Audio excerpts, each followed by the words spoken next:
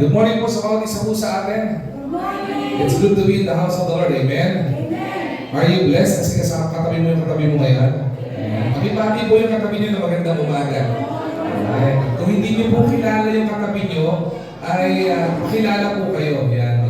Sabi ng pangalan niyo para kung sakasakali, makatabi niyo sa jeep, makasabay niyo sa jeep, may manlilibre sa inyo. Diba? Alright. At again, good morning po sa bawat isa po sa atin. I hope and I pray that everybody is excited ngayong po umagang ito. Amen? Excited po ba kayo? Ayan. Ako po ay excited to share the word of the Lord ngayong po umagang ito. Of course, every Sunday naman, every time I will be given a chance to share the word of the Lord, I'm always excited. Kasi po isang malaking pribilehiyo to deliver God's word at lalapigit maging pagpapala at maging daluyan po ng pagpapala po ng Panginoon sa bawat isa. And sa po dahilan kung bakit po ako excited, kasi today, okay, we will be launching a new message series, okay? May bago po tayong tatalakayin, may bago tayong pag-uusapan, may bago tayong matututunan na babaunin po natin sa ating paglago, sa ating pananampalataya. And excited na po ba kayo?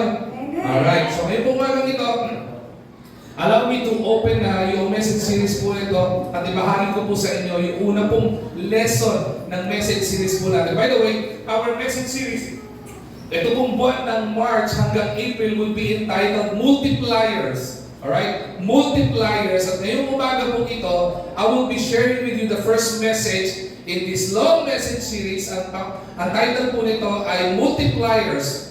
Multiplier mindset. 2 Timothy chapter 2 verse 2. Before I do that, ano po ba muna yung multiplier? What does it mean to become a multiplier? Okay? A multiplier, okay, sa pag-aaral po na ito, we will dive into the message sa pag-uusapan natin regarding God's design. Kung paano tayo dinesign ng Panginoon to grow exponentially. Okay? Kung papansinin po natin, in the Bible, ang growth po ng isang tao, okay, ay hindi po sinabing, it is not about addition. It is always multiplication. Kung babalikan po natin hanggang sa Genesis, ang sabi ng Panginoon kay Adam and Eve, go ye and multiply. Okay? And in the book of Acts, kung titingnan po natin where the church is fully established, okay, makikita po natin na dinagdagan po ng Panginoon ang church. Sorry, Pastor. Ang sabi sa book of Acts, and the Lord added in the church. Exactly. Eh, hindi po multiplication yon. Hindi po mas madami po yun kasi addition lang. Wait, kasi po ang sabi po sa book of Acts is that the Lord added daily in the church. Araw-araw po, nagdadagdag ng kaluluwang naaabot at nagkakaroon ng impact ang church sa buhay ng isang tao araw-araw. So kung papasinin po natin, it is about multiplication. It is about exponential growth. Yun po ang gusto ng Panginoon sa atin. Exponential growth in the kingdom of God. At kung titignan po natin throughout the scripture, God has called His people. Tayo pong mga anak ng Diyos, we are called by the Lord to follow Him. And not just to follow Him, but to multiply. Okay? And have an impact by investing in the lives of others. Yun po yung pag-uusapan po natin. Kaya po sa message series po na ito, sama-sama po natin i-explore, sama-sama po natin mag-journey doon po sa mga biblical examples, biblical teachings, kung paano po tayo magiging multiplier of faith, multiplier of influence, and multiplier of legacy in the kingdom of God. Ito pong message series na ito, it will provide. Ito pong ginugol po natin, mag-provide po ito ng mga practical steps kung paano po tayo mag-share ng gospel, paano po natin ibabahagi yung magandang balita ni Lord, paano po tayo mag-disciple ng ibang kaluluwa, at paano po magre-ripple effect, yung po bang magiging natural sa isang church, yung paglago, yung pong pagdami. Hindi po, ang goal po ng multipliers na message series na ito is not for the church to grow numerically. That is not the primary goal. The primary goal of this message series is for us to multiply yung pong mga nababahagian ng salita ng Diyos. Yung pong nakakakilala sa Panginoon at yung pong mga nadidisciple, at kadugtong na po dyan yung numerical growth. But numerical growth just follow by sharing the gospel and discipling people. Nasamahan po natin ang mga tao sa kanilang paglago. At tingnan po natin by the end, ang pinakadulo po nito by April, magkakaroon po tayo ng panibago po natin symposium regarding po dito. Kaya po nakatahi po itong lesson na nito po mapag-uusapan po natin. Because I do believe, as your pastor, okay, ang goal po natin, sabi ng Panginoon, is for us to be a light in our place. Kung saan tayo itinalaga ng Panginoon para po tayo maging ilaw. And in this message series, ang gusto po natin, sana po, maging panalangin po natin na lahat ng mga miyembro, lahat ng mga anak ng Diyos sa IBC Manila, tayo po ay mahamon to become catalyst of change. Tayo po, magsimula po sa atin yung pagbabago. Magsimula po sa atin yung tayo ay ma-equip, ma-empower to build up faith. Mas lalong lumago ating pananampalataya. At hindi lang po ma-build yung faith po natin, but to build our faithfulness sa Panginoon bilang leaders ng kung ano man ang meron po tayo. At ang tingnan po natin, kung magpaturo po tayo sa Panginoon, ma-inspire po tayo at maging inspiration po tayo sa mga susunod na henerasyon. Alright? Now, the purpose of this message series ay ito po, no? The main goal of this multipliers message series is for us to inspire. Okay? May this message series inspire us and equip us, mga mananampalataya, to become multipliers in faith. Multipliers by sharing the gospel. Multipliers by making disciples. Multipliers by empowering others to continue in our cycle of faith sa Panginoon na hindi po sumusuko, hindi natitinag, may pinagdadaanan, dinabanatan ng problema, may mga temptations, may mga trials sa buhay, pero tumutuloy pa rin sa pananampalataya sa Panginoon. And ngayon po umagang ito, ang gusto po natin makita, the objective, okay, of this message or this message series, una, is for us to understand, maintindihan po natin the biblical principles, the biblical truth about multiplication in the kingdom of God. Okay? Sunod, hindi lamang po magkaroon tayo ng understanding doon sa multiplication principles and the biblical principles and multiplication in the kingdom of God, magkaroon din po tayo ng pag-ignite. Okay? Yung po bang sumindi. Okay? Naalala niyo po pag may kalan, yung mga sinaunang kalan, kahit pagbago yung kalan, isang click mo lang dyan, nagliliyab na kagad yan, di ba? Pero pag wala, ang ginagawa, kailangan may mga igniter. Okay? Ibig sabihin, may mga match na nagsisindi. Sana po ganun din, magsindi po, okay? Ma-ignite po yung passion. Ma-ignite po yung kahiligan natin. Ma-ignite po yung ating pong pag-ibig sa evangelism. Yung pag-share ng gospel, yung pong pag-disciple at pag-develop ng leaders in the kingdom of God. Pangatlo po, hindi lang po magkahinit sa principles, hindi lang po ma-ignite yung ating mga sarili po sa evangelism and discipleship, kung hindi ma-empower din at ma-equip din po ang mga mananampalataya, tayong mga taga-IBC Manila, to become effective participant of multiplication in our faith sa Panginoon. Amen? Excited na po ba tayo? So ngayon po umagang ito, tatlong bagay lamang po. Since this is just an introduction of a long message series po natin, okay? Meron po tatlo po ako gustong ibahagi lamang po sa inyo. First is the call to share the gospel and the call to disciple. Meron po, tinawag po tayo ng Panginoon to be disciples and disciples. Not only that, pag-usapan din po natin, babahagi ko rin po maya-maya, is the challenge of discipling people. Okay? At ang pangatlo, okay, the rewards of discipling people. So if you have your Bibles with you, I would like you to open your Bibles with me in the book of 2 Timothy. Okay, 2 Timothy. Alright? Wala, ayaw kumala ng notes ko. Okay, 2 Timothy. Wait lang po Pero ano? 2 Timothy chapter 2 verse 2. Alright? 2 Timothy chapter 2 verse 2. May I request everybody to please rise as we give reverence to the reading of God's Word. Okay? 2 Timothy chapter 2 verse 2. Okay, nandiyan po sa screen po natin yan. At sama-sama po natin basahin, sama-sama po natin pag-usapan, sama-sama po natin pagkulay-gulayan po yung pong salita po ng Diyos ngayon po umagang ito. Alright? Basahin po natin sabay-sabay. Ready? Begin.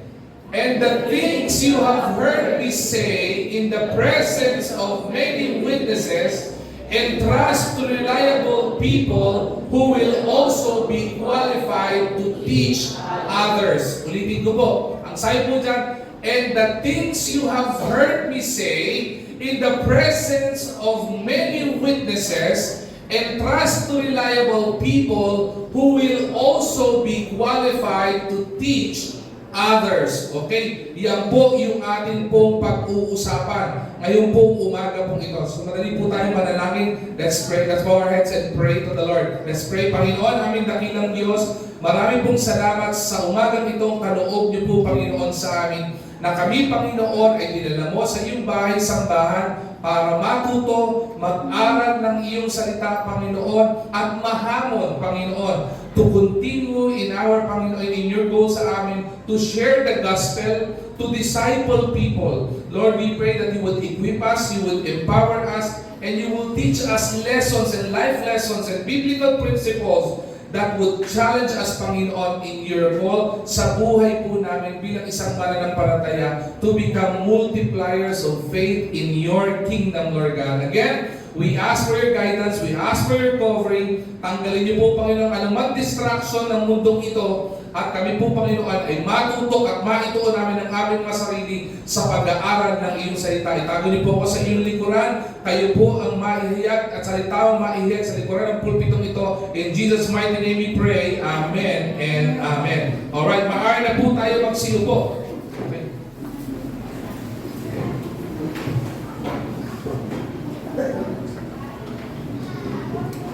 Alright. Ngayon po, maganda po itong verse po na ating po pinag-usapan. 2 Timothy chapter 2 verse. When it comes to making disciples, when it comes doon po sa pag-share ng gospel, isa po ang common verse na alam po natin. Ang tawag po dito sa verse po na ito is the Great Commission. Ano po yun? This would be found in Matthew chapter 28, 19 to 20. Ano pong sabi po doon? Sabi ng Matthew 28, 19 to 20, okay, go ye into all the world and preach the gospel, okay, baptizing them, okay, in the name of the Father and of the Son and of the Holy Ghost. And in verse 20, the great promise of the Lord was, and lo, I will be with you always, even unto the end of days. Very famous po sa atin po yung verse po na iyan. Kasi po, ito po ay isang komisyon na ibinigay po sa atin ng Panginoon. We were given the privilege by the Lord para po mag-share ng gospel, tayo po ay mag-disciple. Kung papasilin po natin Matthew 28, 19 to 20, meron pong isang importante po diyan na salita. Alam niyo po kung ano yun? Ang salita po importante diyan ay yung kauna-unahang verb na sinabi po diyan. Nasabi po doon, go! Go.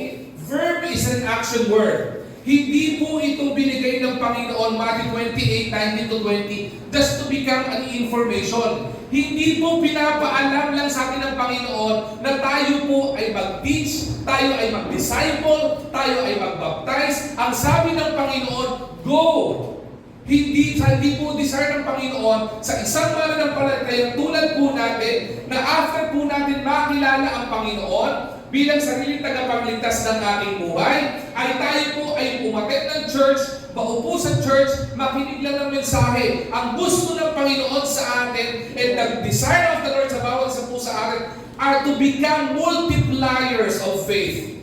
Na mas maging instrumento po tayo, ma-inspire po tayo para mas marami pa pong mga tao na naliligaw ng landas na kailangan ng Panginoon sa buhay, na makakilala sa mamamagitan po natin. Kaya sabi ng Panginoon, go!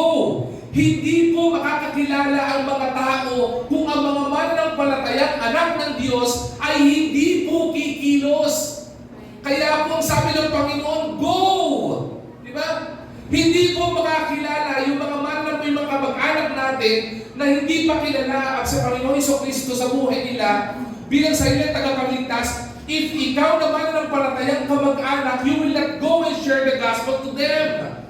Diba? Yung mga mahal po natin sa buhay, yung mga kaibigan natin, yung mga katrabaho natin, they will not experience, okay? They will not understand, and they will not have knowledge doon po sa kaligtasang regalo ng Panginoon if we Christians will not go. Kaya po ang pinakamaganda po dito, hindi lamang po dinisign tayo ng Panginoon to become multipliers. It is a great privilege to become multipliers in the kingdom of God. Pero bakit po maraming mga churches, bakit maraming mga mananampalataya nag-i-stagnate tayo, nananatili na lamang po tayo na lang? Kasi po hindi po tayo nag-go-go. We think Matthew 28:19-20 is just a Bible verse. It is just a proverb na kailangan natin maintindihan at maunawaan. But if we truly understand the great commission of the Lord, we will go and we will be challenged to go. Bigyan ko po ng konting illustration.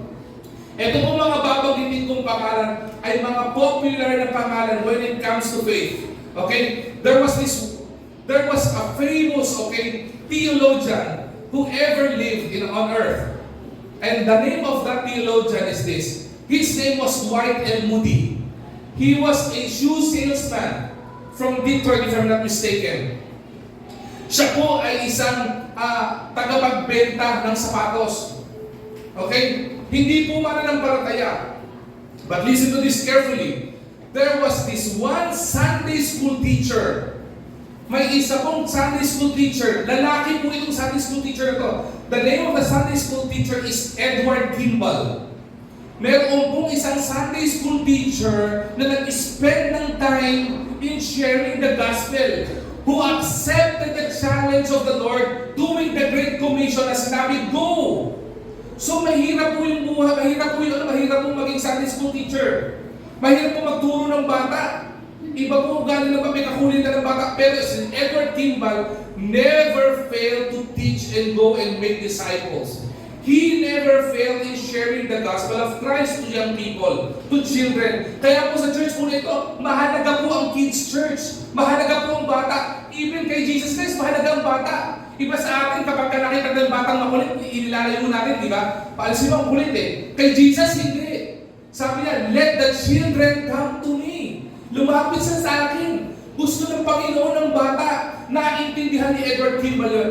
And with the effort of Edward Kimball in accepting the challenge of the Lord in sharing the gospel and discipling, siya po ay nakakilala o nailin po niya in isang great theologian who ever lived on earth, and his name was Dwight L. Moody, and became one of the most effective and efficient evangelists of all time. Okay? Then after this, ang nangyari, hindi po may ganito Nagsimula sa time ni Edward Kimball, isang Sunday school teacher, nag-share ng gospel, nakapag-produce sa biyaya ng Panginoon ng isang evangelist na mananampalataya, ang pangalan Dwight L. Moody. Si Dwight L. Moody, ang ginawa niya, naging evangelist siya. He went from different places to places, sharing the gospel, discipling people, inililid ang mga kaluluwa para sa Panginoon. Nag-share, walang habas mag-share ng gospel, walang sawa na mag-disciple para sa Panginoon. And to come to you, and ang nangyari po ito, he leads thousands and thousands of people to know Christ as their own personal Savior. And one of those, was born another great evangelist. Ang pangalan naman niya is si F.B. Meyer. At si F.B. Meyer was who influenced J. Wilbur Chapman. Ito po mga binabanggit ko, i-research nyo po sa Google, makikita niyo po yung impact ng buhay nila sa mga mananampalataya. At ang nangyari po dito, si Chapman, he continued yung legacy ni Kimball, ni Dwight L. Moody, ni F.B. Meyer, at ang nangyari sa kanya, he shared the gospel to one young people who became another evangelist who was known to be Billy Sunday. Sino si Billy Sunday? Magaling na evangelist din po ito, who turned and reached to another great evangelist. Ang pangalan ng evangelist na ito, na patuloy nag-share ng gospel ni Lord, is si Mordecai Ham. Okay? Mordecai Ham, nagpatuloy din po gumawa ng maraming mga crusades, gumawa ng maraming mga event or mga effort to share the gospel, to challenge people in discipling and doing the Great Commission. And from the ministry of Mordecai Ham was born one of the greatest evangelists ever lived, and his name is none other than Billy Graham. Iba sa inyo kilala si Billy Graham, di ba? Hanggang yung anak niya, yung Billy Graham Jr., ilang beses pumunta sa Pilipinas para mag-create ng ilang crusade para mag-share ng gospel ni Christ. Di ba? At kung papasin mo lang, it doesn't stop there. Marami sa buhay po ng mga taong ito, isa po sa kanilang mga na-disciple, isa po sa kanilang mga na-mentor at nasira ng gospel is none other than Dr. Lee Robertson. Dr. Lee Robertson is the president, okay, of Tennessee Temple University in America. Okay? Sino po ito pag sinasabi nyo? Si Dr. Lee Robertson is one of the mentor of our pastor, of our late pastor, Dr. Gavino Tica, who became also one of the greatest evangelists ever lived in the Philippines. Okay? Na hanggang ngayon yung buhay po niya may impact pa dito. And praise be to God, kasi po ang inyong pastor grew under the teaching and the biblical teaching taught by Dr. Gavino Tica. Ano pong gusto kong sabihin sa inyo? Ito pong mga tao to, it seems like their names are so big in the ministry. Pero ang gusto ko pong makita nyo, hindi po yung pagkakasunod-sunod o genealogy kung sino nagturo sa amin. Ang gusto ko pong maintindihan natin, mayroon pong isang Sunday school teacher na tumanggap ng hamon ng Matthew 28:19-20 to go and share the gospel, to go and make disciples. And never did we know na from the disciples na ginawa nito, may mabubuhay na magtutuloy ng hamon ni Jesucristo para mag-share ang gospel. Diba? Kung makikita po natin the effect of Edward Kimball accepting the challenge, accepting the call of Jesus Christ to make disciples and share the gospel, continue and reach millions and millions of souls papunta sa Panginoon, makakilala sa Panginoon. Now, the question here is, nakaka-inspire po yun, ano? Kaya hindi ko po alam. Kaya po kahit po ako sa akin pong sarili, nahamon po ako while looking at this. Sabi ko, nakakatuwa po ito. And sino ako para huminto? I won't stop. I won't stop in sharing the gospel. Hindi po dahil dito, I won't stop in sharing the gospel because God says so. God says so, go.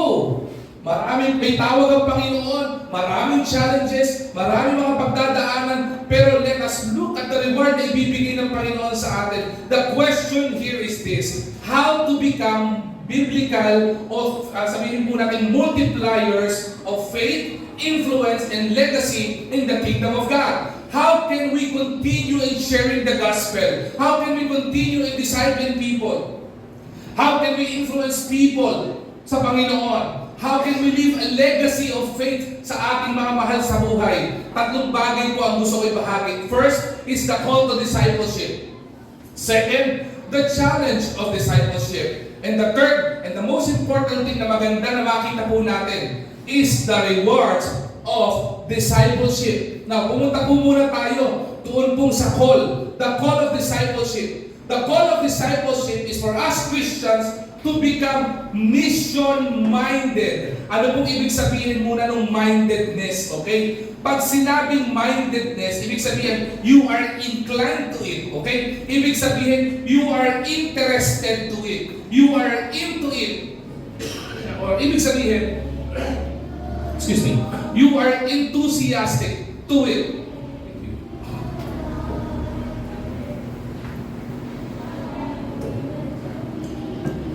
The call to discipleship is for us to become mission-mindedness.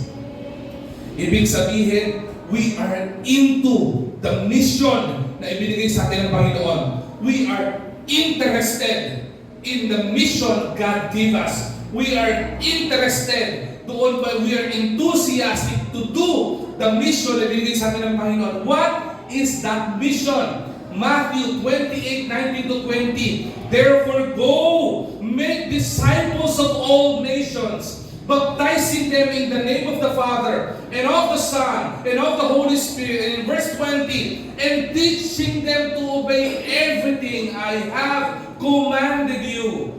And surely I am with you always, even unto the end of the age. Ang ganda po sinabi ng Panginoon dito, God is calling. Okay? Tinatawag po ng Panginoon ang lahat ng mananampalataya. So if you would notice in this verse, hindi po sinabi sa verse ito, therefore, pastors, go and make disciples. Hindi po na sinabi. Hindi po sinabi dito, therefore, deacons, go and make disciples. Hindi po sinabi gano'n. Sinabi po ito general sa lahat ng mga anak ng Diyos. So, ibig sabihin sa lahat ng mananampalataya, the mission na binigay sa atin ng Panginoon is this, to go and make disciples. We are to be mission-minded. Ibig sabihin, we are to be inclined in discipleship. We are to be interested in sharing the gospel of Christ. We are to be enthusiastic, excited when it comes to sharing and discipling people for Christ. Okay? And we are to align our purpose to God's purpose. Kung ito ang disenyo ng Panginoon sa atin, the question is, tayo mga mananampalataya, do we accept the call? Are we aligned doon po sa plano at disenyo ng Panginoon sa atin? Kaya maintindihan po natin, ang ganda po nitong verse po na ito. Wala po hindi po na ilagay. John 15:16. So if you have your Bibles with you, buksan niyo po yan. Ang ganda po ng verse ito. Sabi sa John 15:16. You did not choose me, but I chose you and appointed you so that you might go and bear fruit. Fruit that will last. Okay? So that whatever you ask in my name, the Father will give you. Ang ganda po nitong verse na ito. When it comes to the mission, when it comes to sharing the gospel, when it comes to discipling, when it comes to coaching, when it comes to mentoring, maintindihan po natin, when it comes to doing the great commission of the Lord, tandaan po natin, hindi po tayo ang pumili nito. We were chosen by the Lord to be given the great commission. Pinili ka po ng Panginoon. You were chosen, hindi po tayo. We were appointed by the Lord to do this. Ano po yung appointment ng Panginoon? The appointment of the Lord is for you to bear fruit. Magkaroon ka ng bunga sa pananampalataya. And listen to this carefully. Ang sabi ng Panginoon, the design of the Lord for each and every Christian is not only for you to bear fruit, but your fruit will remain. Hindi po ba? Ang sarap po nun, yung namumunga ka, yung may pagpapala ka ng blessing galing sa Panginoon, at yung pagpapala ng blessing na yun, yung bunga mo nananatili at nagtatapat sa Panginoon. Yun po pinakamaganda, yun po ang hamon ng Panginoon sa atin. For us to bear fruit, mamunga tayo. Magkaroon ng mga kaluluwang makakakilala sa Panginoon. At yung makakilala sa Panginoon, yung mga bunga na ito ay manatiling matapat sa Panginoon at naglilingkod sa Panginoon. At siyang tatanggap din ng hamon ng Panginoon to go and share the gospel, to go and make disciples for Christ. Ang ganda po ng dulo nito.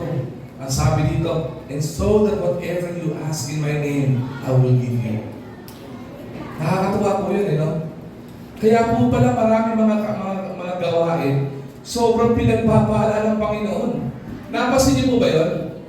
Magsabi po kayo sa isip niyo na mga gawain ng Panginoon na tinanggap ang Great Commission.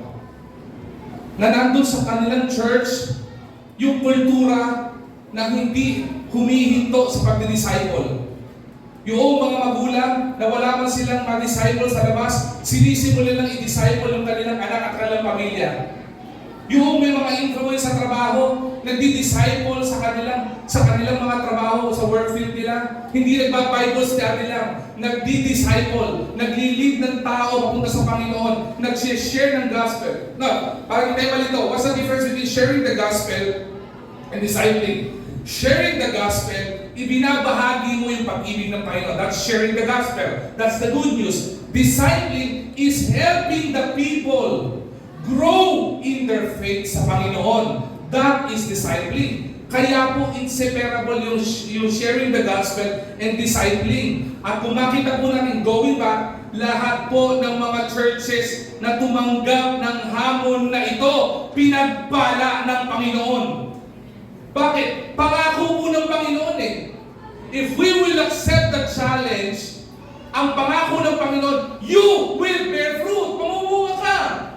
Kaya nga pong goal nito, hindi po pinag-usapan para punan yung mga upuan na yan. Because if we will be challenged, para po tayo ay mag-share ng gospel, mag-disciple, Panginoon po ang magpupuno niyan. Amen? Amen. At pag napuno yan, nag-umapaw yan, imposible na hindi rin po aapaw pagpapala ng Panginoon. Pinangako na po niya ito eh. Whatever you ask in my name, I will give you. Hindi po ba? Anong gusto natin hingin? Church, anong gusto natin hingin sa Panginoon? We will request a lot of things. We want so many things in this church para mas dumami yung gawain ng Panginoon. At kaya minsan limitado lang po yung ating pong nahihingi sa Panginoon at naibibigay ng Panginoon because only a few and limited are only accepting the challenge and go and making disciples. But everybody will be accepting the calling of the Lord and making disciples. Grabe pagpapala ng aabang Panginoon. Tatlong bagay po makita po natin dito. The call to discipleship, mission-mindedness. Make the most of the present. Ibig sabihin, the harvest is now. Ano pong sabi? Ng John chapter 4 verse 35. Don't you have a saying? It's still 4 months until harvest. I tell you, open your eyes at the fields. They are ripe for harvest. Ano po ang itinuturo ng Panginoon sa atin? If God is calling us to make disciples, hindi po natin po pwedeng sabihin, saka na. Hindi po pwedeng sabihin, bukas na. O kaya sa mga susunod na araw na. Because the harvest is now. The opportunity to reach souls is not tomorrow, but today. Hindi po ba? Sa Tagalog, may malalim po diyan. Sa Tagalog po na lingwahe, ngayon din. Sa mas malalim pa ng Tagalog, ang term na ginamit dyan ay kara-karaka, huwag patumpik-tumpik. Hindi mo ba? Ngayon na. Marami po mga mananampalataya, patumpik-tumpik. Di ba? Tomorrow na. May gagawin pa ako. Busy pa ako. No! The harvest is now. Kaya po sabi ng Panginoon, anak, buksan mo yung mata mo. Kasi kung bukas ang mata mo, makikita mo, the field is wild unto harvest. Hinog na. Marami ka ng pipitasin. Kaya hindi ka nakakakuha ng pagpapala kasi ayaw mong harvestin. Sharing the gospel, making disciples, wherever you are, whenever you are, do it now. Diba? Sabi ng farmer dito, may 4 na buwan pa. Di ba gano'n sa atin? Pumunta kayo sa mga farmers. Sasabihin ng farmers, hindi, ang anihan ay October. 4 na buwan pa. O August, 4 na buwan pa. Pero minsan, hindi natin nakikita, hindi pala base sa time yun. Base pala yung kung hinog na. Di ba? Bakit? Kapag hinog na, nagintay ka ba ng 4 na buwan, mabubulok yan. Masisira yan, hindi mapapakinabangan, nakakapanghinayang. Kaya sabi ng Panginoon, Christians, make the most of the present. That is God's call. Harvest is now. Hindi lamang po yun. Maximize every opportunity. Ibig sabihin, harvest while you can. That's the call of the Lord. Anak, I am calling you to make disciple and maximize each and every time na meron ka. Because the harvest, you harvest as you can. Hanggat kaya mag-harvest, harvest ka. Papupuntahin ko po kayo sa isang farm. Sabihin ko sa inyo, kunyari farm ng mango. Sino yun sa mango? Di ba? Basta pamangga, no? Papuntahin ko sa isang farm. Sabihin ko sa inyo, may-ari ng farm, harvestin mo lahat ng kaya mo. Maniwala ka. Malamang puno na gamit mo, kukuha ka pa ng basket para mag-harvest. Ang sabi ng Panginoon, harvest while you can. John chapter 9, verse 4. As long as it is day, you must do the works of Him who sent me. Night is coming. Reality po ito. When no one can work. Okay, ano po sabi nito? Ibinigay ng Panginoon yung opportunity to share the gospel. Ibinigay na po ng Panginoon yung opportunity to make disciples. At sabihin po natin, guaranteed po ito na may aanihin tayo. And what we need to do is to work diligently while we have the chance, while we have the opportunity. Bakit? Kasi may mga pagkakataon, mawawala po yung oportunidad na yan. I would remember, when we were given the opportunity, sabi po ng ating po mga kaibigang pastor, kailangan po ng mga pulis na meron po magtuturo sa kanila salita po ng Diyos. Open po ba yung church nyo? Hindi po ako nagpatumpik-tumpik na sabihin, wag po. Bakit? Naintindihan ko po yung sinabi ng John chapter 9 verse 4 eh. Opportunity ito binigay sa atin. Pagkakataon binigay sa atin to share the gospel of Christ and disciple these police officers, future police officers, para makakilala sa Panginoon. We grab that opportunity. Okay? When the time comes, sabi ng Panginoon, Pastor, pwede ba magbukas tayo ng Bible study doon po sa police station, dito sa Station 6? Tama pa sa BJ? Station 6. Sabi ng Pastor BJ, buksan natin. After po namin buksan, sabi ng Pastor BJ, tayuan mo na. Pagkakataon na yan. Bakit? Because the time is now. Harvest while you can. Why? Because during the time, nung nagsisimula po tayo sa church na ito, pinuntahan po namin ni Pastor BJ, yung station na yan, naandun pa po sa lumang station. Yan. Hindi po tayo pinapapasok. I would remember that. That would be during pandemic. Nagbibigay pa tayo ng pagkain, nagbibigay pa tayo ng face mask, pero magbabay po sa tayo, ayaw tayo papasukin. Now, we were given the opportunity. Hindi na po tayo nagpatumpik-tumpik. Karaka-raka, agad-agad, pinuntahan. Bakit? The time is now. May mga pagkakataon, hindi na po tayo bibigyan ng pagkakataon para tayo mag-share ng gospel dyan. Habang bukas pa, habang sila ay open pa, share the gospel to them. Biyaya po ng Panginoon yun eh. Paano po magkaroon ng panibagong leadership at ayaw niya na? Wala tayong opportunity. Tama ba? Ganda mga Christians. Kailan mo i-share yung gospel sa anak mo? Ngayon! Sabihin mo, hindi, bukas na. Hindi, saka na. Lagi mo naman siya kasama. Paano kung na-accident yan, namatay yan? Anong gagawin mo? Mag-isisi ka? Sana pala sinare ko na yung gospel. Sana pala tinake ko na yung chance. Magkakaroon pa ng regret. Kaya sabi ng Panginoon, as long as it is day, as long as there is an opportunity, we must do the works of Him who sent us. We are to go and make disciples. We are to teach. We are to baptize. We are to lead people to Christ. We are to mature them in the Word of God. Engage in discipleship. Engage in evangelism. While God provides the open door. Habang bukas ang oportunidad, gawin na po natin. Another call ng Panginoon to move with urgency. Harvest with sense of urgency. Ano pong sabi ng Ephesians chapter 5 verse 15 to 16? Be very careful then how you live, not as unwise, but as wise, making the most of every opportunity, because the days are evil. We are living in a world where times is fleeting. Everything is changing. Souls are at stake. Kaluluwa po ang nakatakda dyan. Kaluluwa po ang nakasugal dyan. At kung titignan po natin, if we do not act with urgency, magkakaroon po tayo ng regret sa buhay po natin. Sayang yung pagkakataon ibinigay ng Panginoon sa atin. Knowing every moment is important. Knowing every moment counts for eternity. Let urgency, yung pong pagmamadali, yung pong importansyang maintindihan natin yung pag-share ng gospel at pag-disciple, fuel our passion to share Christ's gospel to other people and making disciples. Ngayon pong panahon na ito, di ba, may famous na salita. Ano po yung famous na salita ngayon?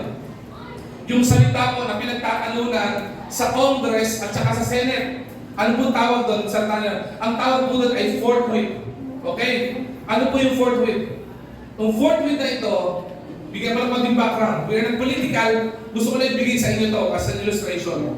Sabi ng Congress, ipinasa po yung impeachment para sa ating pong Vice President. Ipinadala po ito sa Senate because the Senate would be the litigation body when it comes to this. At ang sabi ng Senate President, hindi sila pwede mag-convene kasi po sila ay under recess. Di ba? Kailangan pa magkaroon ng panibagong session bago may tuloy. Kaya ang impeachment most probably by June or July pa magkaka-impeachment. Ang sabi ng isang senador, hindi daw po pwedeng ganun. Because the Constitution says forthwith. Ibig sabihin, agad-agad. Di ba? Karaka-raka. Immediately ang ibig sabihin. Ganon din po dito. Kung titingnan po natin, there is a sense of urgency in sharing the gospel of Christ. We are to be forthwith. Ibig sabihin, ngayon na, hindi po pwedeng ipagpaliban, hindi po pwedeng ipagpamaya, hindi po pwedeng ipagpabukas. Sharing the gospel and discipling people for Christ is now, not tomorrow. That is the divine call of the Lord. Magkaroon po tayo ng sense of urgency. Yung pagmamadali. Bakit?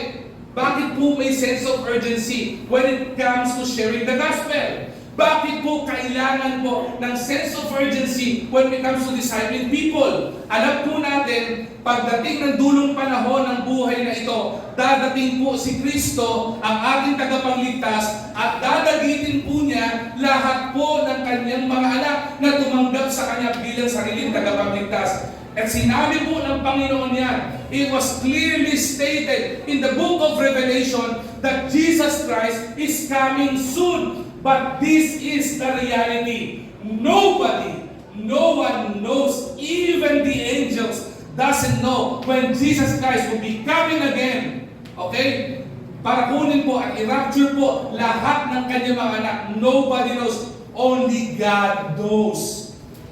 Maaaring ngayon, maaaring maya-maya, maaaring bukas, maaaring after lunch, maaaring dinner. We do not know. At ang masakit dito, since we do not know, okay, ipinakita ng Panginoon yung divine love and plan niya sa atin para ngayon pa lang magmadali ang mga mananampalataya to make disciples and share the gospel. Baka huli na ang lahat kapag nagkataon. Masakit naman po kung tayong mga anak ng Diyos ay makasama ng Panginoon sa langit at yung mga anak natin ay maiwan sa lupa at mag-suffer ng Great Tribulation. Ang sabi sa Panginoon, Panginoon, pwede bang extension? Pwede ba 2 minutes lang po? 2 minutes? Wala pong ganun. Sa Panginoon, it is now. There's a sense of urgency. Isipin niyo po, kung may kamag-anak kayo ngayon, sandali. Kung baka dumating ang Panginoon bukas, matawagan na yung kamag-anak ko na nasa ibang bansa. Matawagan nga yung kapatid ko na nasa ibang lugar. Kailangan mo, Panginoon. Yung mentor them, yung teach them. Ngayon ako, napakadali ng gawin nun eh. Noong unang panahon, para gawin mo yun, magsusulat ka eh. Ngayon may telepono na. Ngayon may messenger, may Viber, may ano pa pang mga kakautok, lahat ng mga tok. May katok na rin. Meron na, wala. Okay? Marami na po pwede gamitin technology para i-share ng gospel. So sino may problema dito? Tayo na po yun. Because we do not move with urgency. That is the call of the Lord. Ano yung call ng Panginoon sa atin? Make the most of the present. The harvest is now. Maximize every opportunity. Harvest while you can. Harvest ang harvest habang kaya pa may lakas pa. Move with urgency. Harvest with a sense of urgency. Pangalawa, Pastor, ang hirap naman pong gawin yung call ng Panginoon. Bakit po? We are living in a very challenging times. And the Lord knows that. Kaya nga po nung ibinigay po ng Panginoon ng Matthew 28:19-20, He knows that there will be challenges. He knows that there will be trials. He knows na magkakaroon ng mga pagsubok. Pero sabi ng Panginoon, and lo, I will be with you always even unto the end of time. Alam ko, mahirap mag-share ng gospel. Alam ko, mahirap mag-disciple, nakakapagod, may matigas ang ulo, di ba? May mga ayaw at may mga tatanggi. I know! Pero sabi ng Panginoon, huwag kang mag-alala, sasamahan kita. Ang sarap po nun, di ba? Yung kumakato ka sa bahay, nag-share ka ng gospel, nag-share ka ng tracts, ayaw tanggapin. Pero tandaan mo, Panginoon ang mangungusap dyan. Di ba? The challenge of discipleship, ano po yun? The challenge of discipleship na binigay ng Panginoon is maintaining faithfulness. Ano po sabi ng Ephesians? Chapter 5, verse 15 to 16. 2 Timothy chapter 2, verse 3 to 4. Ang sabi dito ng Panginoon, join with me in suffering, like a good soldier of Christ Jesus. Verse 4, no one serving as a soldier gets entangled in civilian affairs, but rather tries to please his commanding officer. Ano po sinasabi ng Panginoon dito? Ang sabi ng Panginoon dito, parang isang sundalo na pag may inutos ang kanyang commanding officer, hindi po tumatanggi, sumusunod lang. Ganun din po, may suffering, may pagsubok, may gerang hinaharap, may mga batas na hinaharap, pero tutuloy lang po tayo maging matapat sa Panginoon, sa pag-share ng gospel, pag-disciple sa Panginoon, pag-lead ng kaluluwa sa Panginoon. Bakit po? Dahil ang sabi dito, we will not be entangled in civilian affairs. Walang kahit sino magpapabigal sa atin, because God will be with us. Discipleship involves discipline. Discipleship in sharing the gospel involves perseverance. Discipleship in sharing the gospel involves overcoming obstacles. Marami po mga pagsubok. May mga pagkakataon. Tanong ko po kay Pastor Billy, may takso ba tayo? Paano pag naubusan ng trucks? Hindi tayo mag-share ng gospel? No.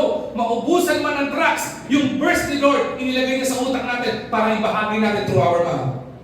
Amen? Kung hindi mo kaya, meron kang paa para mag-visitation. Meron kang kamay para mag-abot ng trucks. Meron kang bibig para mag-imbita ng kaluluwa. Meron kang isip para pag-pray. Yung mga mahal mo sa buhay makakilala sa Panginoon. Discipleship involves discipline, perseverance, overcoming obstacles, maintaining faithfulness. Yung pagiging matapat po natin sa Panginoon ay susi para po tayo ay manatili. For us to endure yung challenge, okay, ng Panginoon. May mga challenge, may mga pagsubok, may mga paghihirap in sharing the gospel. May mga pagtatanggi, may mga pag-iiwas sa pag-share ng gospel. Pero tandaan natin, ang challenge sa Panginoon, manatili ka lang matapat. Bakit? Sabi ng Bible, Paul planted, Apollos watered, but God grows.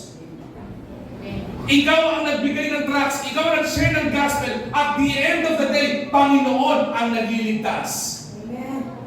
Instrumento lamang po tayo. Kaya ang hamon po ng Panginoon sa atin, the challenge of discipleship in maintaining to become faithful disciples of Christ, we are to stand strong even when it's difficult. We are to stand strong even there will be challenges.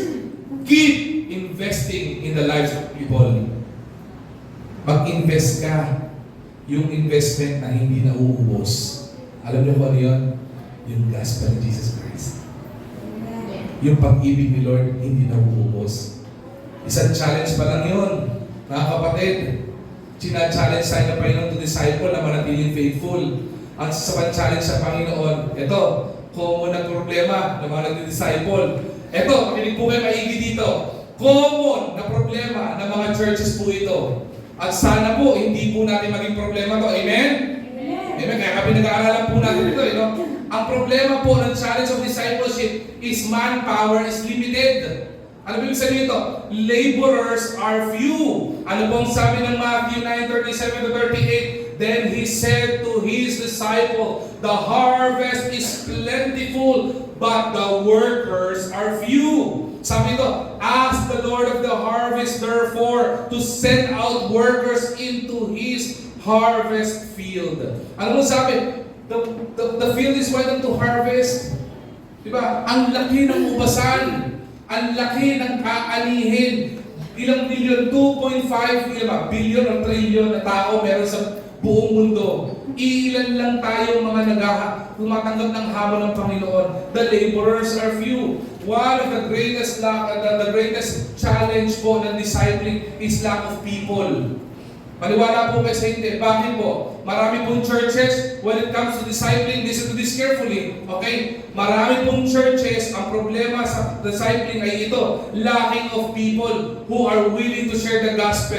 Lacking of people who are willing to disciple. Bakit? Sabihin nila, kaya nga tayo may pastor kaya nga may Christian worker kaya nga may ganito Sila mag-disciple.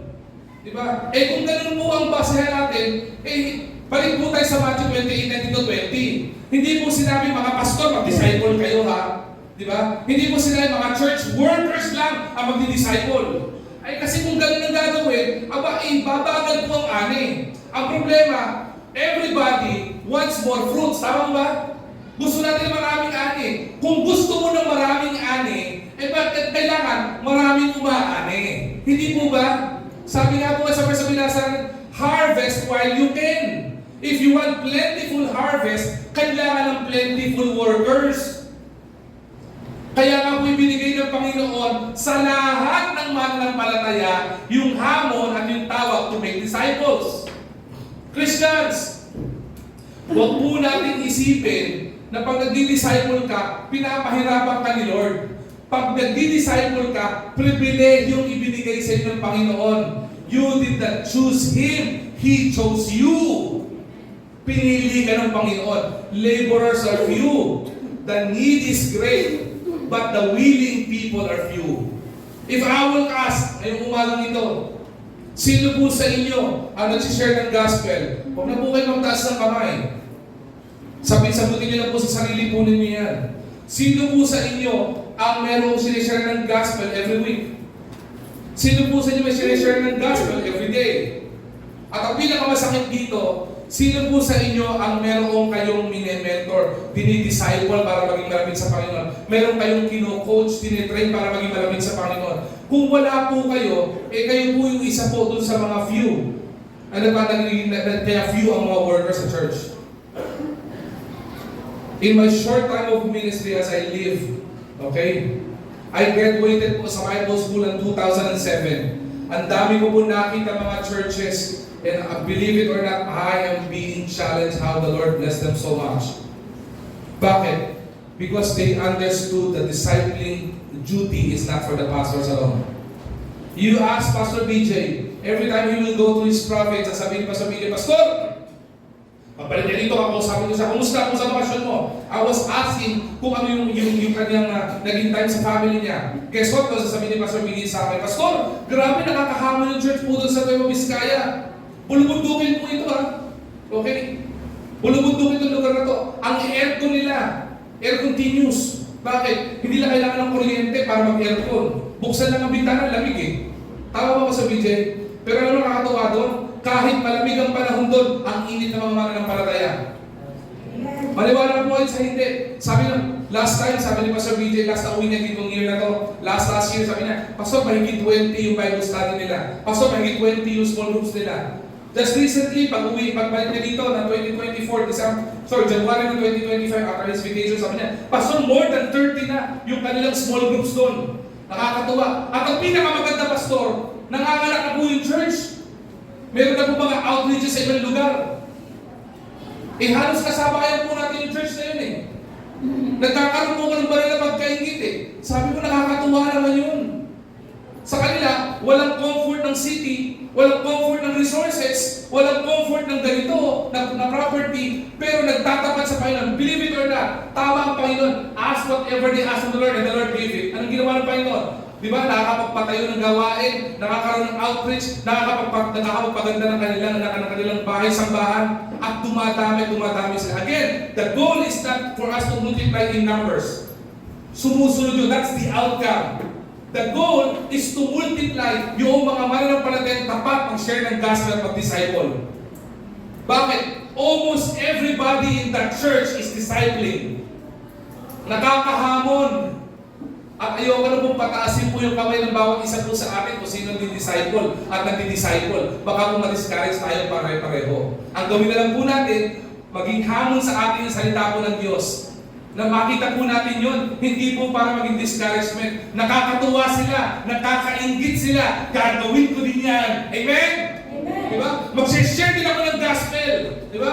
Magdi-disciple din ako. Magtatayo din ako ng small group. I don't want na maging dahilan ng IBC Manila na sabihin natin, kaya hindi lumalago ang church, kaya hindi tumitibay ang gawain sa IBC Manila because the manpower is limited, the laborers are few, because everybody would take part in the labor of Christ. Amen. Amen. Yung pinakamaganda po doon, manalangin po tayo na maging discipler tayo. Bakit naniniwala po tayo? Every disciple of Jesus Christ should be a disciple. Ibig sabihin, tayong mga anak ng Diyos, disipulo po tayo ng Panginoon. Amen? Sino po dito mananampalataya? Taas ang kamay. Yung tumanggap kayo sa Panginoon, bilang sa inyong tagapangin sa Panginoon. Taas po kamay. Ang dami, lahat tayo kung wala, share po natin ng gospel.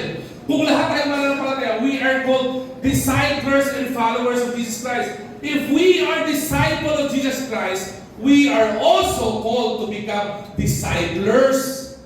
Amen? So, ibig sabihin, kung tinawag tayo mag-disciple at hindi ka nag-disciple, ang tawag sa iyo, disobedient. Kasi yun ang design ng Panginoon sa atin, eh. Hindi mo ba? Pray for more disciples.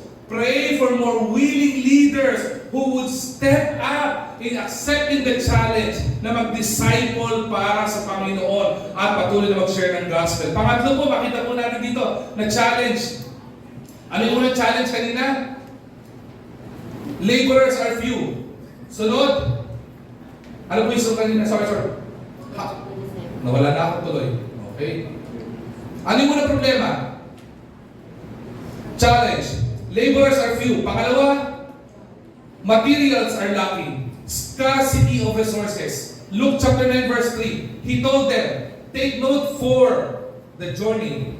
No staff, no bag, no bread, no money, no extra shirt.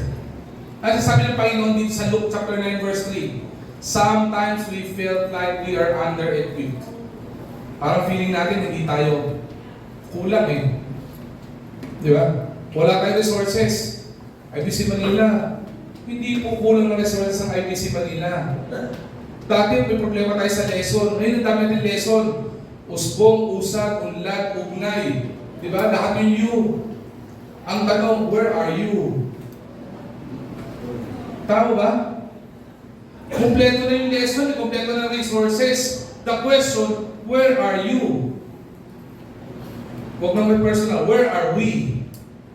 What are we doing? Diba? I would remember one story. Remember the story of the feeding of the 5,000?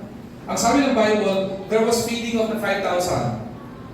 The Lord performed a miracle in feeding 5,000 men according to the Bible. But according to Bible scholars, ang diniscuss kasi doon, ang sinabi sa scriptures, are 5,000 men, lalaki. Mga iba po doon, nagdala ng anak. Iba doon, nagdala ng asawa. So kung tigi-tigisa na lang, di ba? Kasi men with one wife, isang asawa, ilan na yun? 10,000 na people na yun. Nagdala na lang tigi-tigisang anak. Di ba? 15,000 na. Eh, paano kung si tatay at si nanay, nung time na yun, wala namang ilaw eh, naging brown out. Okay? Nagdala mga tatlong anak. Ilan yun? More than 15,000. So, kung titignan niyo po yung performance ng miracle ng Panginoon, He doesn't only perform miracle in feeding 5,000 men. He actually fed more than 5,000 men. Okay? Kung papasilin po natin, ano po yung dahilan doon? Scarcity of resources. Ano sabi ng mga disciple niya? Lord, gutom na po yung mga tao na nakikinig sa inyo. Ano pong papakain natin sa kanila? Meron po akong pera dito, pagbababa po kami ng bayan, kulang po ito. At kung may mabibili man po kami, hindi po sapat. Ano sabi ni Jesus? Maghanap kayo na may baon. Di ba? At nakakita sila. Sabi ng mga disciple, Lord, there is a young lad here. May isang batang lalaki dito. Kawawa naman, ano? Subukan mong lahat tayo gutom dito. Tapos may baon akong donut. Tapos, tinuro ni Brother Erwin, si Pastor may baon! Alam mo yun? Sabihin nyo, sundo rin akin to. Diba? Pero sabi ni Lord, sabi nung bata, ibinigay niya, ilang loaves of bread? Ilan? Babalik ko sa Sunday school. Ilan? 5 loaves of bread and 2 fishes. Okay? Malamang, sapat sa bata. Bakit? Magjo-journey pa yung bata eh. Pabalik eh. Sapat yung 2 isda at 5 tinapay. Anong ginawa ng Panginoon? Sabi niya, dali mo dito. Magdala kayo ng mga basket. At ang ginawa ng Panginoon, hinimay ng Panginoon yung tinapay. Hinimay ng Panginoon yung isda.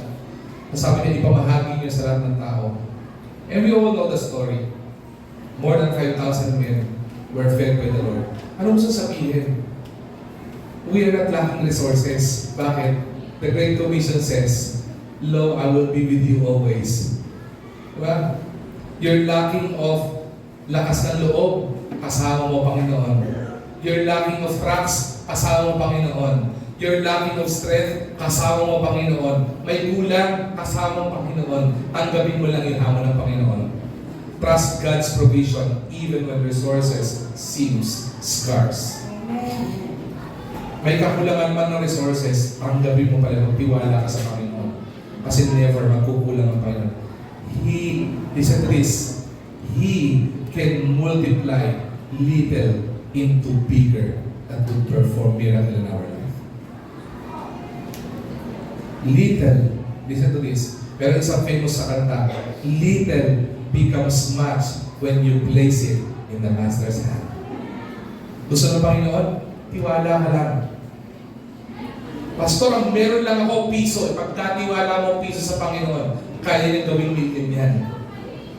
Pastor, kapiranggot na lakas lang ang kailangan. Meron ako kasi matanda na ako. Ipagkatiwala mo yung lakas mo sa pag-share ng gospel ay pag-disciple, kaya niyang pagyamanin at palakasin ka na sobra. Ito lang pong oras na meron ako, Pastor. Ipagkatiwala mo sa Panginoon yan because little becomes much if you place it in the Master's hand. Lacking of resources. Pangalawang challenge. Sumunod na challenge is mindset is limiting. We think we can. We think we can. Sabi ng Philippians chapter 4 verse 13, I can do all things through Him who gives me strength. Okay? Iba sa atin nagdududa, hindi ko po kaya, wala akong lakas, wala akong kaalaman. Di ba? Limited lang po ako. Hindi po ako marunong mag-disciple. Di ba?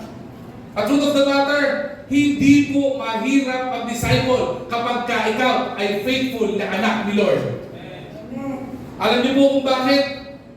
I would remember, gamitin ko lang, allow me to use this example. I would remember, yung pong mga pastor na nag-disciple sa akin, I have two major na disciple po sa akin. One is one of the lead pastor na hinawakan ko po na nag-associate pastor po ako sa IBC Ulo. His name is Pastor John D. Okay? Hindi ko po alam, dinidisciple po niya pala ako. Akala ko lang, nagpapasama sa akin. Sabi niya, Dens, ay gusto mo po ako ito eh. Samahan mo ako. Saan po tayo punta, Pastor? Tagaytay. Tagaytay po? Sige po. Mag-drive po ako. Drive kayo Tagaytay. Punta kami. May pinta kami member. Pinag-pray namin. Pastor, saan po kami natin? Baba na tayo. Baba po kami Tagaytay. Balik kami sa IBC. Then, sama mo ako. Sabi niya, member po siya ng council noon ng IPMF. So kung may mga referent na milo-ordain, isa po sa pinapadala. Sama mo ako sa Laguna. Bakit po, Pastor? May isang pastor, magiging reverend. I-ordain siya ng misyon, ako mag-ordain sa kanya. Sige po, ando lang ako, tagapagmasid lang. Ganun pala ginagawa pag nag-ordain. Ganun pala ginagawa. Uy, nakakatuwa yung gawain sa Laguna, ganito pala kalawa ko. Tapos sabi niya, uwi kami. Pag uwi namin, nakita namin may isang sasakyan sa tindahan ng SLEX, tumabi. Bakit? Kasi nakita namin may isang malaking chunk ng na parang troso na naglag na daanan ng FX niya. So tumabi siya kasi nalaglag yung pangilalim niya. Sabi ng pastor ko, sabi ng pastor Johnny, Dex, tabi mo. Sige po. Bakit po?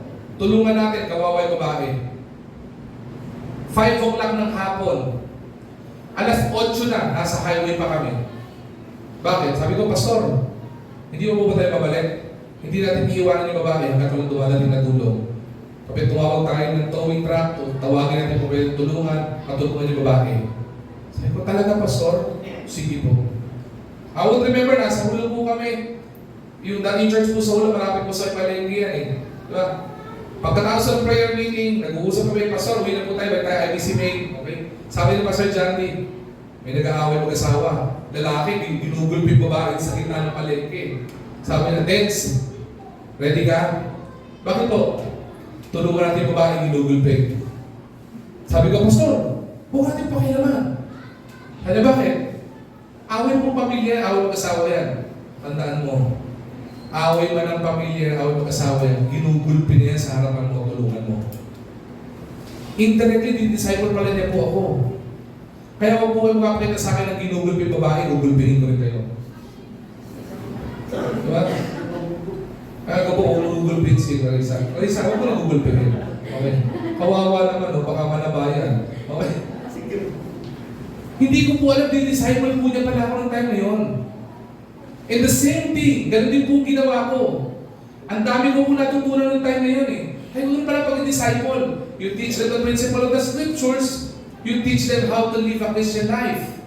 So, ganun din po ginawa ko. Pag may disciple po ako, hindi ko lang po tinuturuan ang salita po ng Diyos. Hindi ko lang binubuklat yung aral ng salita ng Diyos. Ipinapakita ko rin po doon sa disciple ko kung paano i-apply yung salita po ng Diyos. So, one of my major na disciple po sa church po na ito that I'm proud of is Pastor PJ. Di ba? Kaya ako tawag sa akin, tatay na po tawag sa akin yun eh. Ako namin ng tatay, mas konti pa yung buhok sa akin. Dahil namin bro. Okay?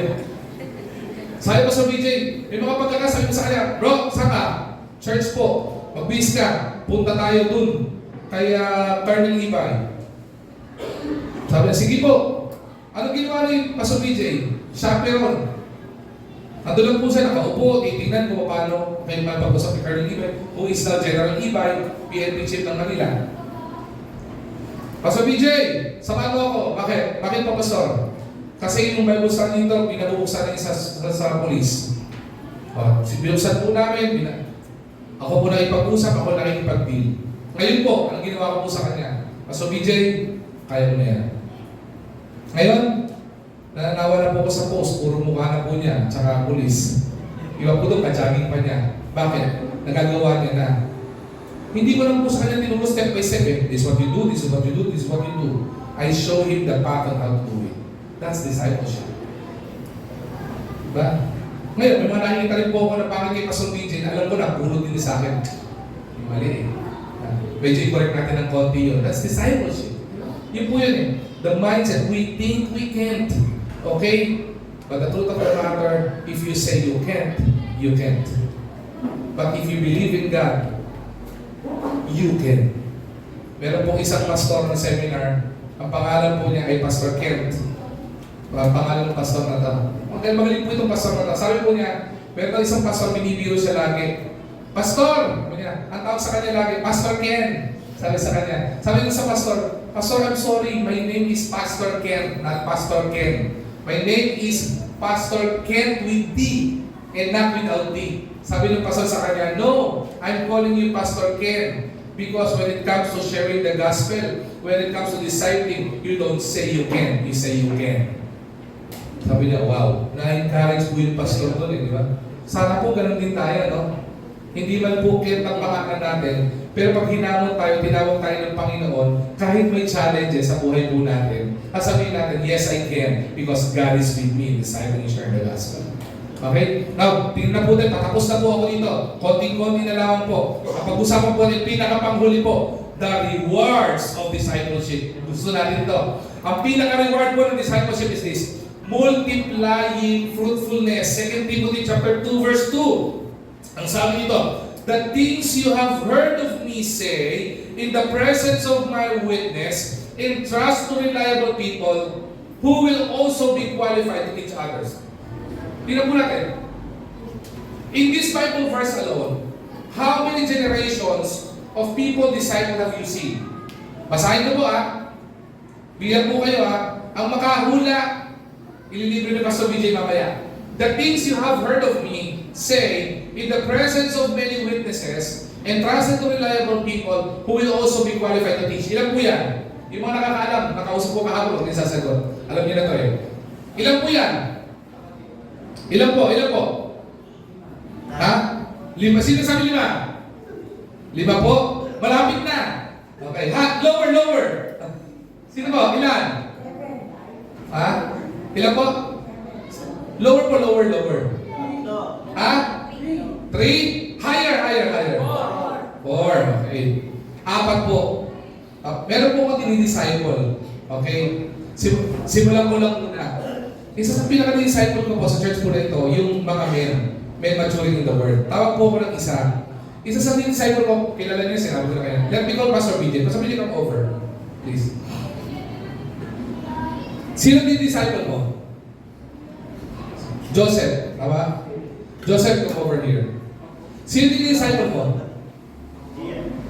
Sa grupo mo, yung Bible study mo. Gian, si Gian, o si Gab, whoever. Gian na, Gian. Go ahead. Okay? Punta sa akin ni Pastor BJ. Tapos, ikaw, Gian, punta ka doon. Kita niyo naman ng tayo ni Gian, ang guwapo, di ba? Ito kayo, pila kayo dito, di ba? Ito sabi, paliwanag ko po sa inyo to. Sabi dito, the things you have heard of me. Ako po yung naunang disciple dito sa mga grupo na ito. The things you have heard of me, I say, in the presence of many witnesses. My witness, my disciple. Sabi ito, witnesses entrusted. Itong dinisciple ko po, he entrusted to another disciple. Nagturo din po siya. Tinuruan niya si Joseph. Kasi ito po, force na maging disciple po niya to. Dahil nakatira sa church, di-disciple po nila yan. Meron lessons dito, meron silang mentoring sessions dito. At siya, ngayon, nakakatuwa po itong batang ito, makikita nyo naman po, pinopost po niya. Meron din po siyang small group ngayon. Isa po sa bunga na small group niya, bunga ba? Isa po sa bunga na small group niya is si Gian. Si Gian, may din-disciple ka na may Bible study ka small group, wala ba? Pero meron siyang gagawin, tama ba? Okay. In Timothy, ang nagsabi po ito is Apostle Paul. Apostle Paul discipled Timothy. And Timothy discipled reliable people, yung mga fit people, para mag-share ng gospel at mag-disciple. At dahil fit siya to disciple, the person is living according to the will of the Lord. Ang ginawa niya, nag-disciple pa rin po siya ng iba pa, teaching others. And it will continue. Because at the end of the day, okay, may pagkakataon, kung umalis po ako, he will become Apostle Paul, he will become Timothy, he will become reliable person na mag-disciple pa ng isa pa dito. Removing Pastor BJ, siya naman si maging Apostle Paul, Timothy, and so on and so forth. Now, balik po kayo dito. Ito po, ay disciple ko under ng lineage kay Pastor BJ. Meron pa po akong iba pang disciple sa may maturing. Si Pastor Christian. Di ba? Si Pastor Christian, may dinidisciple. Pastor Christian, sino yung disciple mo? Wala ka na. Nasa pa? Si Dave. Si Dave. Pastor Christian, Dave. Si Dave naging disciple naman ng mga kids. Nakita niyo po ito. Nakabuka na ako, di ba ba? Meron pa po isang dinidisciple. Si Brother Erwin. Si Brother Erwin may dinidisciple. Ang dinidisciple niya si Brother Levi. Si Brother Levi, dahil hindi pa naman siya ganun ka-strong, hindi pa siya disciple. Pero kung titignan niyo po yung family tree namin, sumasahan na po ito. Tao ba? Ang ibig sabihin po nito, kung igagather ko lahat ng grupo under na sinimulan ko yung disciple, ang dami na po namin. Ako pa lang po yun. Pero sinasabi po dito, the rewards of discipleship, thank you so much. Thank you so much. The rewards of discipleship is multiplying fruitfulness. It will multiply. Dadami at dadami yan. Kaya po imposible na magkaroon ng blankong upuan kung lahat tayo nagdi-disciple. Amen? Diba? Kung lahat nag-share ng gospel, imposible wala pong nakapo sa mga upuan na ito. Ang problema natin, upuan at lugar. Amen? Bakit hindi natin problema yon? Baka hindi po natin tinatanggap yung call. Baka hindi pa po na, baka nagbababa tayo sa mga challenges. Pero kung titingnan natin, if we will accept the challenge of sharing the gospel and discipling people, we will multiply fruitfulness. Dadami po ito. What do we need to do? We are to embrace that call. We are to embrace that reward of seeing lives transformed. Diba?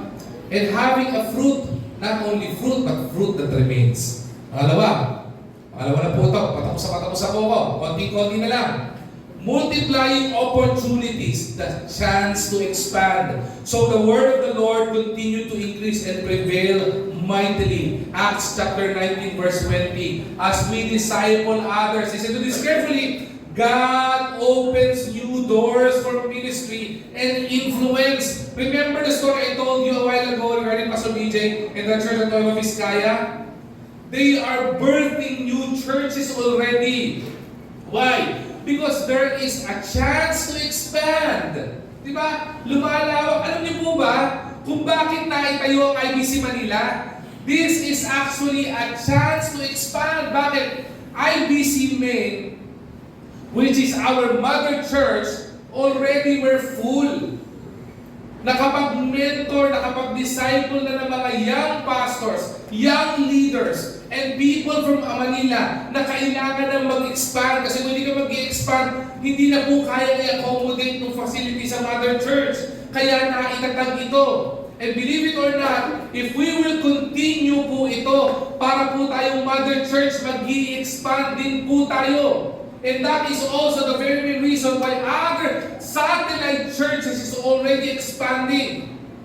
IBC Hulo, one of the church na titin ako when it comes to expansion, pagdating sa satellite church, si Pastor Eric is so tenacious pagdating po sa discipling, young leaders. I saw him push people na magtapat sa Panginoon, na magpunta ng Bible study, nakapagtayo na po ng iba't ibang mga outreaches to. Kasi laki po natin yun. May outreach sa Quezon City, may outreach sa Isla, sa Zambales, ang daming outreaches. Bakit po? Because people learn to disciple. Because multiplying opportunities is the chance for the church to expand if and only if we will be accepting the call of Jesus Christ to continue sharing the gospel and continue discipling for Christ. The call has a reward, and the reward is not just to multiply but to expand. At ang pinakapanghuli, manifest joy. Ito yung pinakamaganda, the joy of the harvest. Psalm chapter 126 verse 5 to 6. The psalmist say, those who sow with tears will reap with songs of joy. Those who go out weeping, carrying seed to sow, will return with songs of joy, carrying sheaves with them. Yung po yung pinakamaganda. At the end of the day, mahihirapan ka mag-share ng gospel. Mapapagod kang mag-disciple. Ang daming challenges in discipling. But at the end of the day, pag nakita mo yung bunga at yung bunga remains in the Lord, you will sing, shout for joy because this will be a joy of the harvest. Diba? Wala pong na humaharvest na hindi po natutuwa. Ang hindi natutuwa, yung puno, ang tagal nang nakatayo, walang nabubuhang bunga. Pero kapag kayong puno, di ba, malalawa ka sa bunga, matutuwa ka. Sa bahay po namin, meron po kami tanim na bayabas. Okay? Tuwan-tuwa po sa bayabas na yun. Alam niyo po kung bakit? Whole year round, namumunga po yun. Di ba may season ng bayabas? Hindi ko po alam kung bakit naandun yung puno na yun. Araw-araw, pagod na pagod po kakawalis. Si Ate Joyce, di ba? Tignan niyo po, minsan pag-park ko ng kotse dito, may mga tuldok-tuldok ng bayabas, hindi ko na po nakakarwash. Bakit po? Kasi po nalalagdag yung bayabas eh. Nakakatuwa po, sabi ng kapitbahay namin, nakakatuwa yung puno nyo na namumunga. Joy of the harvest. Ganun din po. Ang pinakagusto po natin, kung ang Panginoon tinanim itong seed sa IBC Manila, sa lugar na ito, 1929 Pedro Hill Street. Itong puno ng Panginoon na ito, ang gusto ng Panginoon dito, mamunga ito, yung hitik na hitik sa bunga, because that will be the joy of the harvest. Diba? Sino hindi masaya kapag maraming nagpupuri sa Panginoon? Sino hindi masaya kapag may bisita? Sino hindi masaya kapag may nakakilala sa Panginoon? Sino hindi masaya kapag ikaw ay, sabihin natin, ikaw ay may mga nagdi-disciple para sa Panginoon? The joy of the harvest. And from this, I will end. Makita po natin, hindi lamang po yung joy of the harvest, panghuli, multi-generational impact, fruit that remains. You did not choose me, but I chose you and appointed you so that you may go and bear fruit. At yung fruit mo will remain so that whatever you ask in my name, the Father will give you. The reward of discipleship is not to see in the present but the future generation. Mamumunga ito hanggang sa mga susunod na henerasyon. Listen to this carefully. I'm done. Pero sabi ng Panginoon, ang challenge sa ng Panginoon is this: discipleship is not about gathering followers for yourself, but about making followers of Christ. Who will make followers of Christ? Ulitin ko po discipleship is not about gathering followers for yourself. Okay? But about making followers of Christ. Who will make followers of Christ? Ano ibig sabihin po natin? Ang discipleship, mga kapatid, hindi po tungkol sa ito. Yung sinabi ko po kanina, Disciple ko si Pastor BJ. Disciple ni Pastor BJ si Brother Joseph. Disciple na si Brother Gian. Hindi po patungkol sa atin to. Discipleship is not about me. Discipleship is not about you or what you gather. Hindi po ito pagandahan. Ay, nakakatuwa yung discipleship mo, like kayo nasa Starbucks. Nakakatuwa yung discipleship group mo, like kayo nasa badminton o nasa basketball kayo. It is not about you. It is not about the gathering. It is about making followers of Christ. Hindi mahalaga kung saan kayo nag-meet. Ang mahalaga, kumusta yung disciple mo na yung follower ba ni Christ yan? Ang kumusta yung follower ni Christ? Gumagawa din ba siya? Nagme-mentor, nagko-coach din ba siya? O nagdi-disciple din ba siya ng mga magiging followers ni Christ as well? That's discipleship.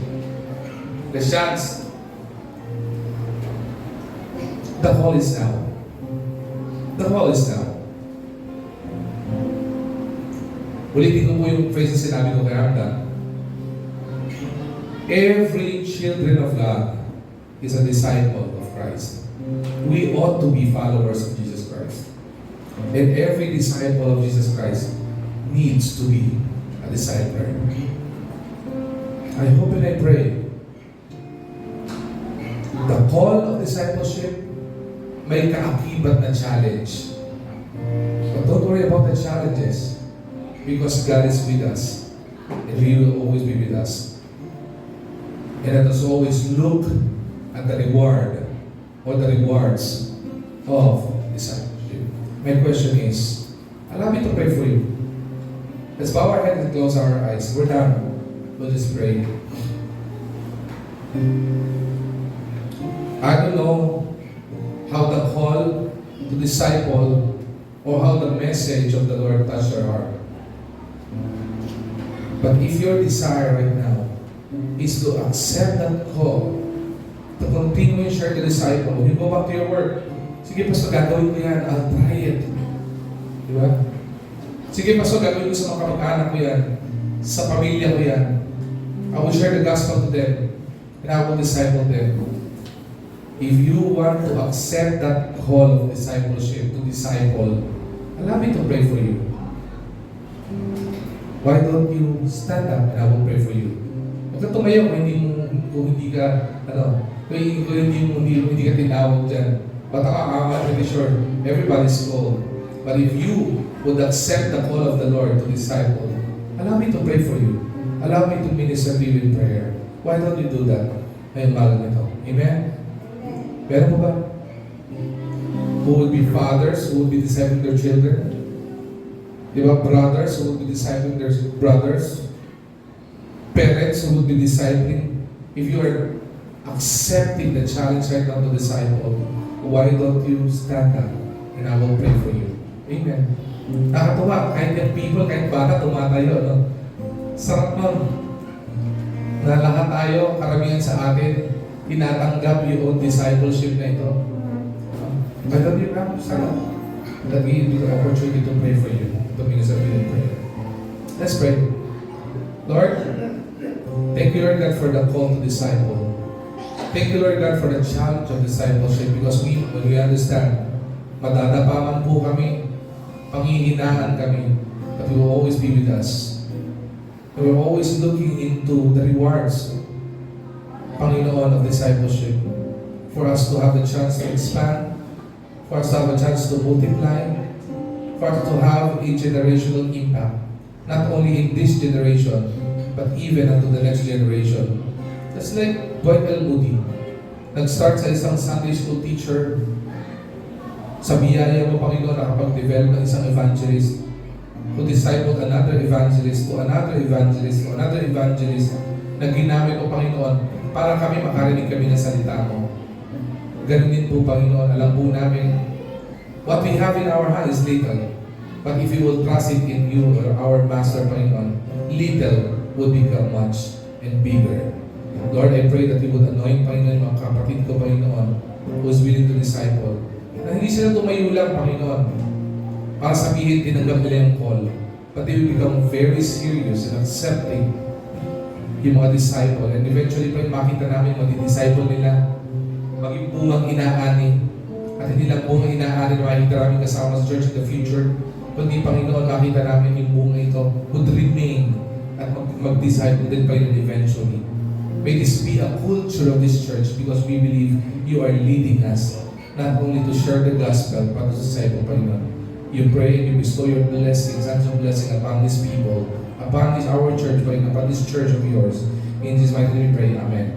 And amen. Amen. Right, challenge.